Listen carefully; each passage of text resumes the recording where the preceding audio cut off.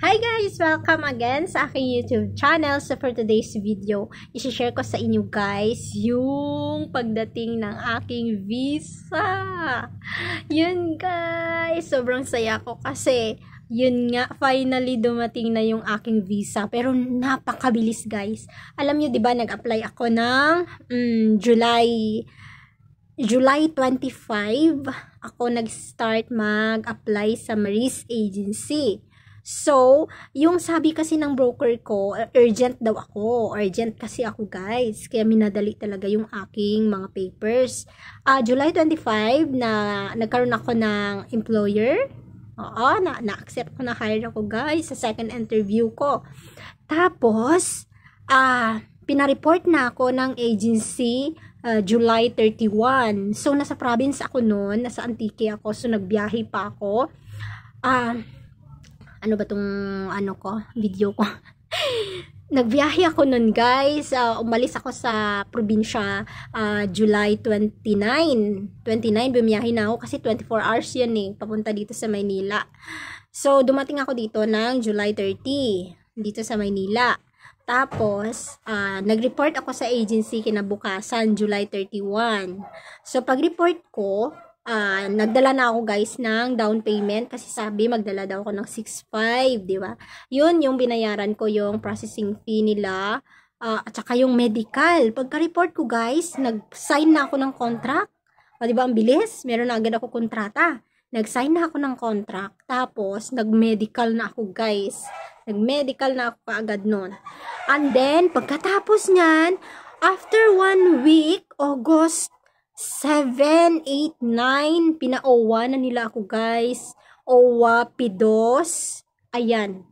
Nag-OWA na ako guys. Sa August 7, 8, 9. And then, pagkatapos na ng OWA, edi tambay muna ako kasi sabi maghintay na lang daw ng visa. Yun. Edi tapos na ako. Hindi ko na kailangan mag-TESDA guys kasi ex-abroad na ako. Galing akong Kuwait. So, hindi pa expired yung TESDA ko. So, ayan, yan lang yung ginawa ko. Nag-OWA lang ako ng 3 days, Cantonese, para pag-aaralan yung language ng Chinese. Yon, Cantonese. So, ayun, after nan, tambay lang ako sa bahay ng kapatid ko sa Taguig. So, edi August 7, 8, 9. Edi 10, 11, 12, 13, 14, 15, 16, 17, 18, 19, 20, 21, 22, 23, 24, 25, 26, 27, 27. Eh di parang, ano lang ako nagtambay, 18 days. 18 days lang akong nagtambay guys. 18 days lang, tapos, nag-message na ulit yung agency sa akin, yung Maris, na dumating na daw yung aking visa, guys. Ayun, August 27. Ayun, edi 18 days lang akong nagtambay, tapos, pinareport na naman ako. So, ayun na nga guys, magre-report ako bukas. Binlog ko na agad, no? Kahit bukas pa, kasi ngayon is Webes ngayon, August 28. So, kahapon ko na-receive yung chat ng sa akin. Kahapon, in-inform ako ng Maris na dumating na nga yung visa ko at kailangan ko na mag-remed.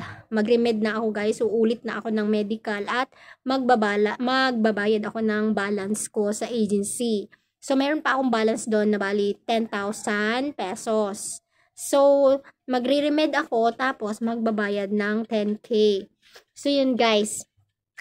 And then, yun nga, excited ako kasi bukas na yon. So, inunahan ko na kasi binlog ko na siya ngayon kasi bukas, wala na akong time mag-video kasi nga, magre-report nga ako doon. Tapos, alam kong maghapon na naman ako doon kasi may medical nga ako. So, mahaba yung pila-pila na naman sa medical. So, ayun guys, update ko kayo pag ano na naman yung next na mangyayari sa aking pag-apply at kung kailan yung aking flight, i-update ko kayo guys. Maraming salamat sa palaging panonood sa aking mga videos. Huwag niyong kalimutang mag-subscribe. I-subscribe niyo naman ako guys para updated kayo sa mga i-upload ko pang video. At huwag niyong kalimutang i-hit ang notification bell dyan sa baba. Pindutin nyo lang yan guys.